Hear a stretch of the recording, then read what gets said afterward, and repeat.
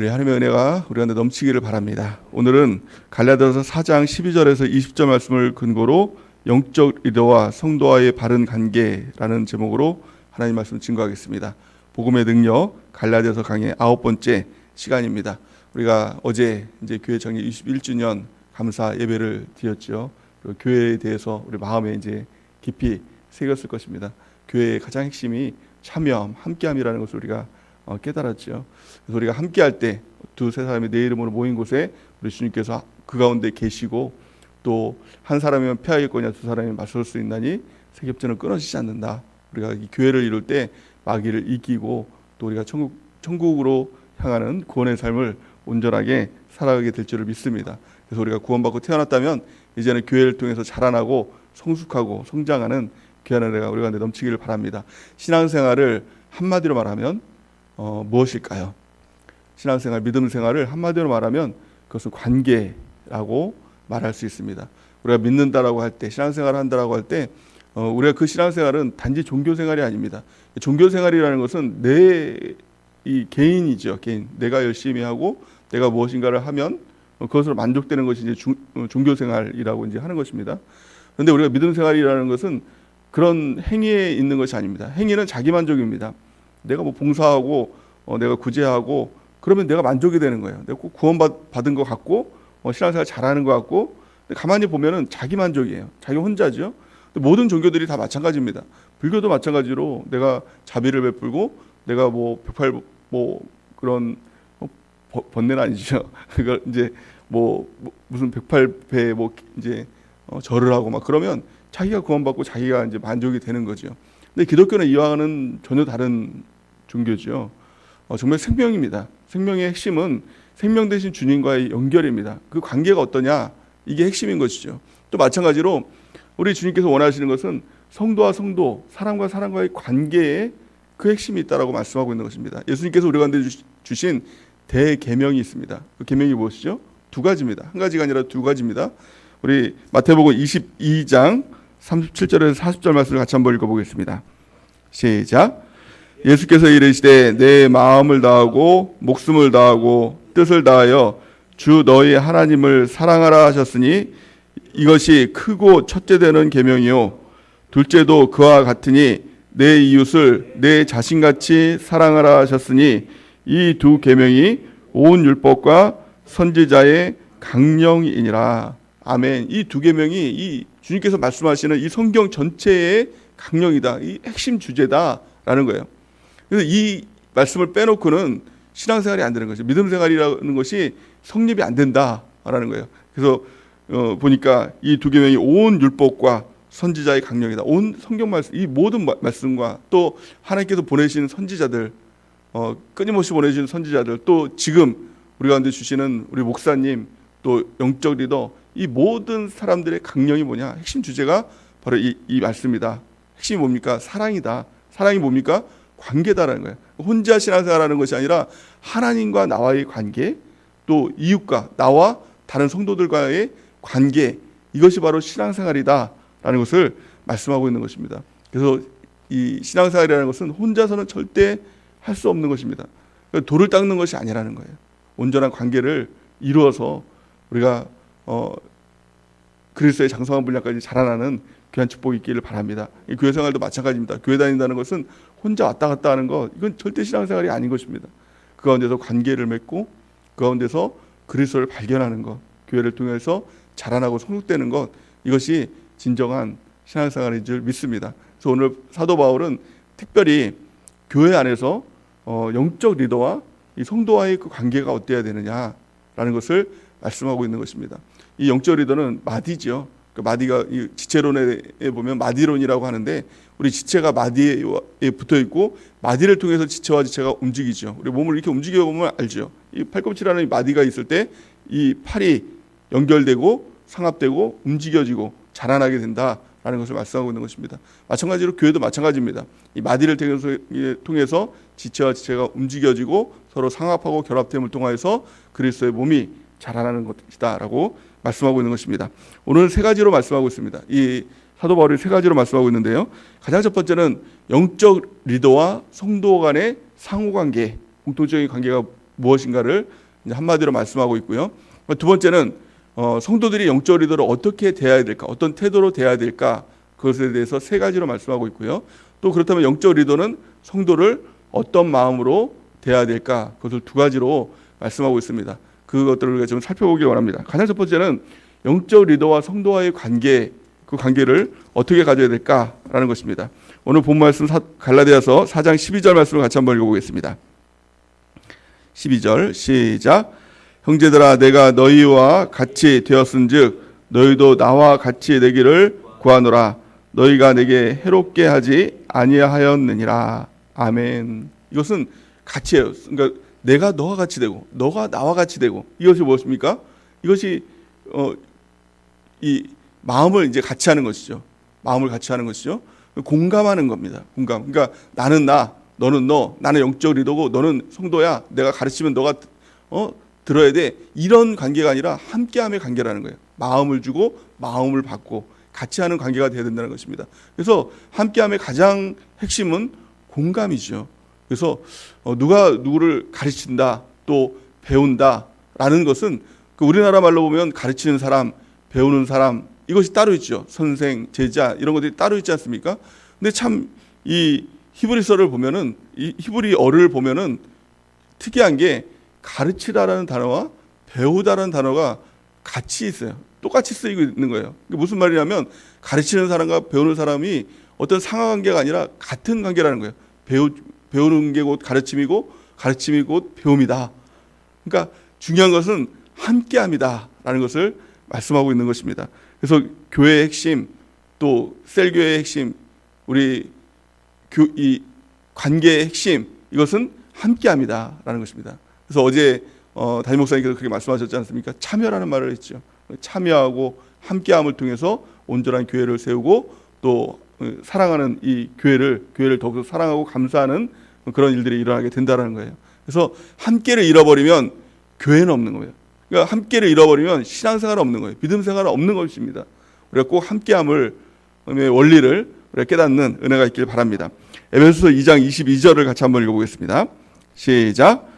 너희도 성령 안에서 하나님이 거하실 처소가 되기 위하여 그리스도 예수 안에서 함께 지어져 가느니라. 아멘. 우리가 바로 성전이지요. 우리 셀 교회가 바로 성전이죠. 성령 안에서 하나님이 거하실 처소가 되기 위해서 함께 지어져 가는 겁니다. 나 혼자 내가 신앙생활 커가고 내가 지어져 가는 게 아니라 함께 지어져 간다라는 것을 우리가 깨달아야 된다는 것입니다. 또 에베소 3장 6절 말씀 같이 한번 읽어보겠습니다. 시작. 에베소서 3장 6절, 3장 6절, 에베소 2장 22절은 어떤 건가요? 제가 뭔가 좀 잘못 찾은 겁니다. 에베소 3장 6절. 3장 6절 없나요? 자, 그러면 제가 읽겠습니다. 뭐가 잘못 나온 것 같아요. 한번 찾아볼까요? 그러면 3장 6절. 에베소 2장 22절이랑 똑같이 나왔네요. 에베소 3장 6절 같이 한번 읽어보겠습니다. 시작. 이는 이방인들이 복음으로 말미암아 그리스도 예수 안에서 함께 상속자가 되고 함께 지체가 되고 함께 약속에 참여하는 자가 됨이라. 아멘. 우리가 복음으로 말미암아 그리스도 예수 안에서 함께 상속자가 되는 거예요. 또 함께 지체가 되고 함께 약속에 참여하는 자가 되는 것이다라는 거예요. 그러니까 우리가 주님께서 우리 가운데 복을 주실 때 복을 주시죠. 그러니까 그게 뭐냐면 상속의 복이에요. 그러니까 하나님의 것을 우리 가운데 주시는 거예요. 천국도 상속으로 주님의 것을 우리 가운데 주는 거죠. 근데 내가 받는 게 아니라 오늘 말씀 보니까 뭐라고 말씀하고 있습니까? 함께 받는다는 거예요. 함께 상속자가 되는 거고 또 함께 지체가 되는 거고 함께 약속에 참여한 자가 되는 것이다라는 거예요. 그러니까 함께가 없으면 주님의 상속도 받지 못하는 것이죠. 그래서 그러니까 정확히 얘기하면 천국도 혼자 가는 게 아니라 함께 가는 것이다라는 것을 말씀하고 있는 것이죠. 또 에베소서 4장 16절 말씀을 같이 한번 읽어보겠습니다. 에베소서 4장 16절 시작. 그에게서 온 몸이 각 마디를 통하여 도움을 받음으로 연결되고 결합되어 각 지체의 분량대로 역사하여 그 몸을 자라게 하며 사랑 안에서 스스로 세우느니라. 아멘. 교회의 원리죠. 온몸이 마디를 통해서 서로 상합하고 결합되고 연결되어서 그 몸의 움직임을 통해서 자라나게 된다. 몸의 원리와 똑같은 것이죠. 그러니까 자라나는 것도 나 혼자 열심히 성경 읽고 나 혼자 혼자 기도하고 나 혼자 뭔가 구제하고 그런다고 해서 자라나는 것이 아니라 함께 움직이고 함께 있고 함께 참여하고 그럴 때 우리가 그리스도의 몸으로 자라나게 된다는 것을 말씀하고 있는 것입니다. 주님과 우리와의 관계도 마찬가지지요. 주님과 우리와의 관계는 하나님이신데 우리는 피조물이잖아요. 그러니까 하나님께서 절대 나는 창조주고 너는 피조물이야. 너와 나는 달라. 너는 무조건 내 말 따라야 되고 너는 무조건 내가 조종하는 대로 다 해야 돼. 이렇게 말씀하시지를 않았어요. 주님과 우리와의 관계는 정말 우리가 생각하는 그런 관계보다 더 큰 관계죠. 예전에 신학교 다닐 때 그 교수님이 그런 말을 했어요. 그러니까 사람과 구더기와의 관계, 그 관계와 또 사람과 하나님과의 관계 중에서 어떤 관계가 더 개입이 차이가 나겠느냐라는 거예요. 그러면 우리가 생각할 때 아유 구더기가 사람하고는 말도 안 통하고 뭐 말할 수 없지 이렇게 생각하지만 가만히 따져보면 걔나 나나 같은 피조물이에요. 같은 과예요. 그렇지 않습니까? 근데 하나님은 창조주신 하나님이에요. 말할 수 없는 갭이에요. 우리가 정말 아까 하나님 너무 만만케 봐가지고 하나님께 투정도 부리고 막 이렇게 하지만 하나님은 그러실 분이 아니라는 겁니다. 그런데 놀라운 거는 하나님이요 우리와 같이 교제하시기 위해서 하나님이 우리와 같이 함께 하시기 위해서 우리와 같이 낮아지셨어요. 아니 창조주가 피조물이 되신 거예요. 이건 정말 놀라운 사건입니다. 성경은 그것을 말씀하고 있죠. 빌립보서 2장 5절에서 7절 말씀을 같이 한번 읽어보겠습니다. 시작.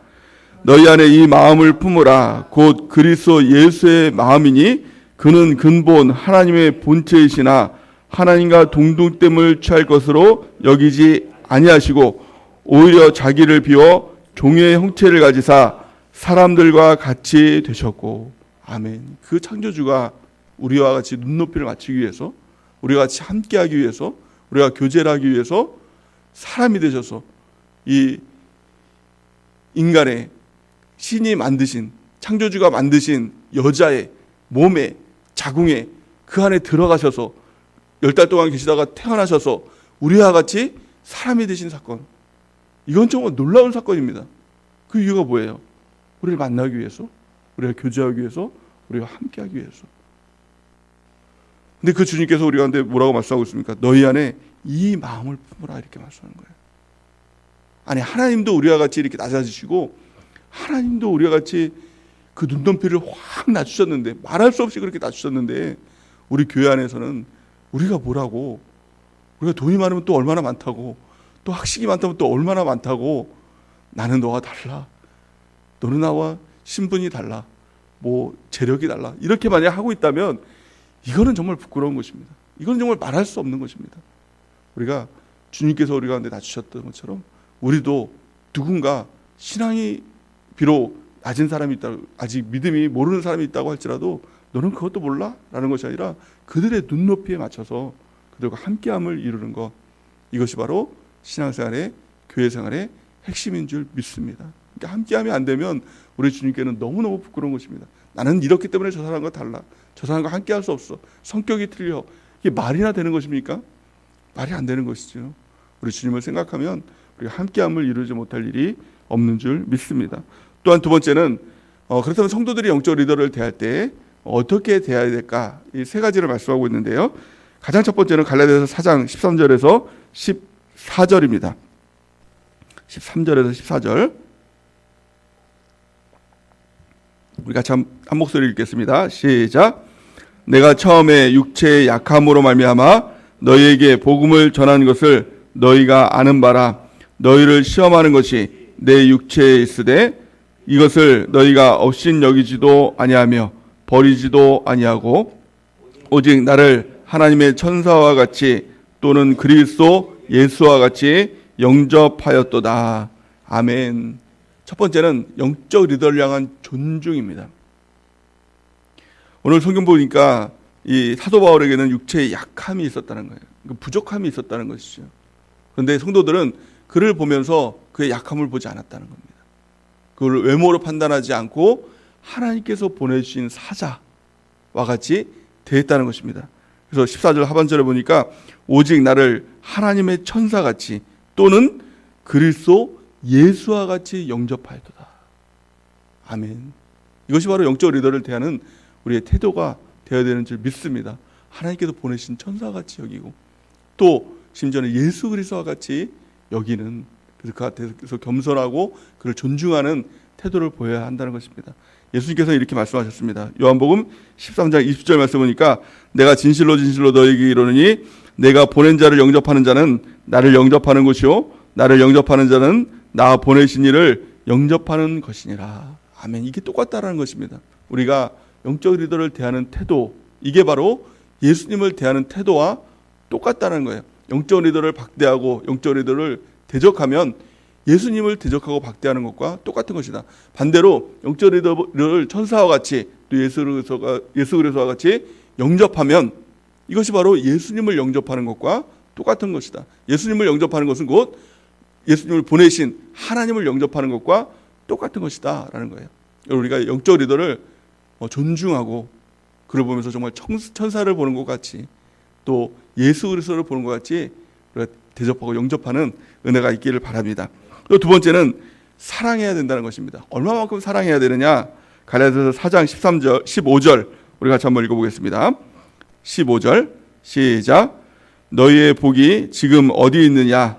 내가 너희에게 증언하노니 너희가 할 수만 있었더라면 너희의 눈이라도 빼어 나에게 주었으리라. 아멘. 이 당시 때 아마 사도 바울이 안질이라는 병이 있었다고 많은 신학자들은 그렇게 얘기를 합니다. 다메섹 도상에서 예수님을 만날 때 강한 빛을 이제 받아서 그때 이후로 눈이 안질이 생겨가지고 막 눈곱이 끼고 눈물이 나고 막 그런 안질의 병에 걸렸을 것이다. 이렇게 추측을 합니다. 그런데 이 당시 때 이 갈라디아 교인 중에는 사도 바울을 보면서 정말 내 눈이라도 실제적으로 눈이라도 빼서 사도 바울에게 주고 싶습니다. 이런 사랑의 마음이 있었다는 거예요. 이건 그대로 사랑의 마음이죠. 그러니까 정말 사랑하는 사랑이 있다면 특별히 우리 자녀를 향해서 자녀가 정말 눈이 안 보이고 눈이 막 안질이 있고 막 그러면 어떠세요? 부모의 마음은 눈이라도 빼어주고 싶은 실제적으로 그 마음들이 있지 않습니까? 이 마음이에요. 이 마음을 가지고 영적 리더를 대해야 된다는 거예요.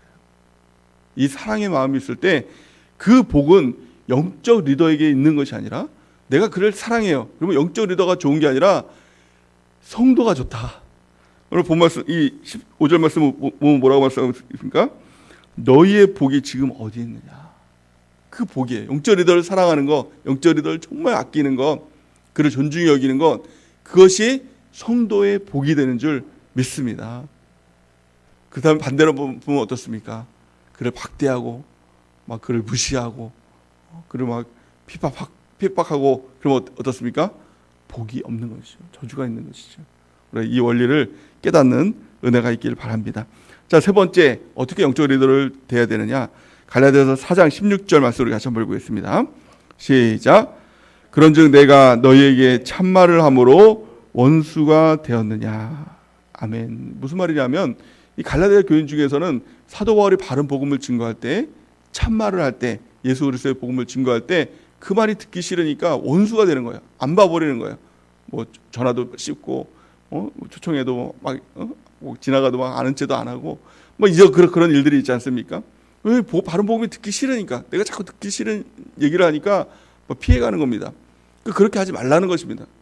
영적 리더의 관계가 사랑의 관계라면, 영적 리더의 관계가 존중의 관계라면 가장 그 핵심이 뭐냐면 그가 주는 바른 말, 복음, 그거를 듣고 아멘으로 받아들여야 된다는 것입니다. 그것이 바로 듣기 싫은 말이라 할지라도 내가 정말 자존심이 상하는 말이라 할지라도 그 말을 들으면서 주님의 말씀으로 하나님 말씀으로 들을 수 있는 그런 관계가 되어야 된다는 것입니다.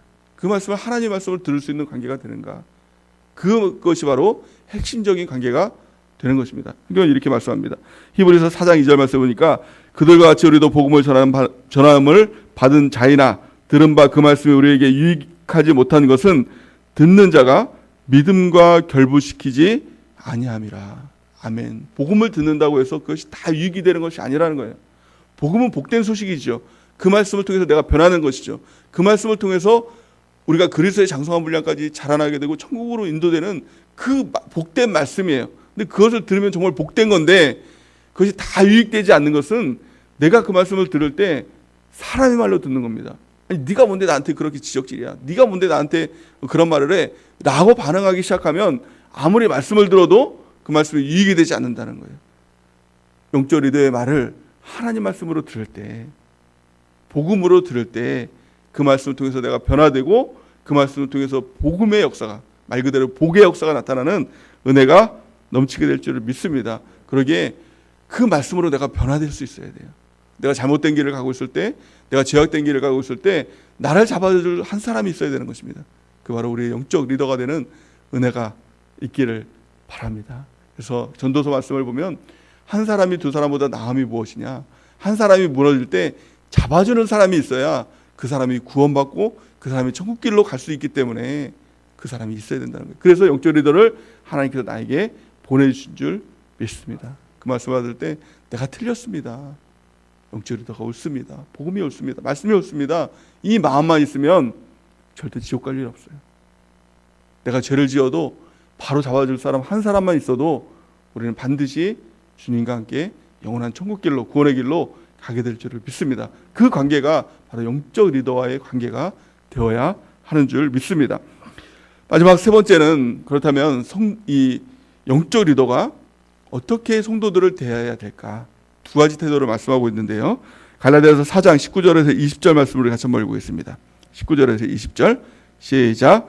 나의 자녀들아, 너희 속에 그리스도의 형상을 이루기까지 다시 너희를 위하여 해산하는 수고를 하노니 내가 이제라도 너희와 함께 있어 내 언성을 높이려 하면 너희에 대하여 의욕이 있음이라. 아멘. 두 가지 태도를 말씀하고 있어요. 이것은 바로 부모의 태도다. 나의 자녀들아, 이렇게 말씀하고 있죠. 어떻게 해야 되느냐? 첫 번째는 해산하는 수고를 해야 된다. 부모라면 자녀가 어땠습니까? 자녀가 이렇게 임신하고 이제 태어날 때 그냥 뭐 날래면 나고 말래면 마고, 아이고 실패되면은 뭐 그냥 버리고 딴 애 또 나면 되지, 이렇게 하지 않지 않습니까? 그 아이가 생애 정말 전부인 것처럼 그 아이를 낳기 위해서 아픔을 감수하면서 그 10달 동안 그 아이를 돌보고 또 낳기 위해서 어떻게 해서든지 막 낳으려고 하지 않습니까? 우리 첫째 아이를 낳을 때도 막 그 아이가 안 나오고 막 그러니까 그 아이를 막 낳기 위해서 막 기도도 하고 또 뭐 병원에서 주는 뭐 축진제도 맞고 막 그러면서 어떻게 해서 낳으려고 하잖아요. 애가 안 태어나니까 아유 지어주고 딴 애 낳게요. 뭐 10달 더 기다리죠. 뭐 이렇게 하는 부모가 있습니까? 없죠. 그 아이를 낳기 위해서 수고하고 기다리고 인내하고 막 끊을 거 끊고 막 그러면서 그 아이를 낳기 위해서 해산하는 수고를 하는 것 같이 영적 리더도 이 성도들을 보면서 셀장도 세론들을 보면서 이 자녀와 같은 그 마음으로 그 아이를 낳기 위해서, 복음으로 낳기 위해서 애쓰는 수고를 해야 된다는 거예요. 복음 증거에서 아이고 복음 안 들으면 뭐 버리고 딴 성도 또 전도하면 되지, 이렇게 하는 이 셀장은 이 영적 리더는 안 된다는 거예요. 이 자녀의 마음을 가지고 이 해산하는 수고를 가지고 이 사랑하는 마음을 가지고 성도들을 대하라. 이게 첫 번째입니다. 두 번째는 무엇입니까? 담대함을 가져라. 그렇다고 해서 아이고 이 성도 이 말 하면은 또 교회 떠나니까 해야 될 말도 못하고 이렇게 하지 말라는 거예요. 20절 말씀 보니까 내가 이제라도 너희와 함께 있어 내 언성을 높이려 하면 너에게 의욕이 있습니다. 잘못이 있으면 언성을 높여서 책망하라는 거예요. 바르게 말하라는 거예요. 이게 뭐예요? 이게 바로 부모의 마음이에요. 자녀가 잘못된 길을 가고 있을 때 아이고 자녀 집 나갈까봐 또 얘 엇나갈까봐 말도 못하고, 그게 아니잖아요. 말하고 고쳐야 되잖아요. 말하고 고쳐줘야 되잖아요. 이게 바로 영적 리더의 마음, 또 이게 부모의 마음인 줄 믿습니다. 이 마음을 가지고 나가야 되는 거예요. 첫 번째는 해산하는 이 고통과 같은 자녀를 대하는 인내의 마음, 이 사랑의 마음. 두 번째는 담대한 마음, 담대하게 주의 복음을 증거하고 또 잘못을 책망하고 하는 이 두 가지 마음을 가지고 성도를 대하라. 이게 바로 영적 리더의 마음이다, 부모의 마음이다 라는 것을 말씀하고 있습니다. 이 모든 일을 통해서 가장 핵심이 무엇입니까? 그것은 함께함이에요. 함께 지체를 이루는 것입니다. 그리스도가 우리를 위해서 함께 낮추셔가지고 함께함을 이루셨던 것처럼 우리도 낮아져서 더 낮아져서 함께함을 이루는 이런 공동체가 되는 은혜가 있기를 바랍니다. 그럴 때 이 공동체를 통해서, 교회 공동체를 통해서 예수 그리스도의 마음을 알게 될 것입니다. 또 주님과 함께됨을 우리가 경험하게 될 것입니다. 또 교회가 무엇인지 그 능력을 우리가 경험하게 될 줄을 믿습니다. 그래서 이 관계를 통해서 우리가 주님 앞에 멋진 우리 세종왕의 귀한 셀 공동체를 이루는 은혜가 넘쳐나기를 예수님의 이름으로 간절히 축원해 드립니다.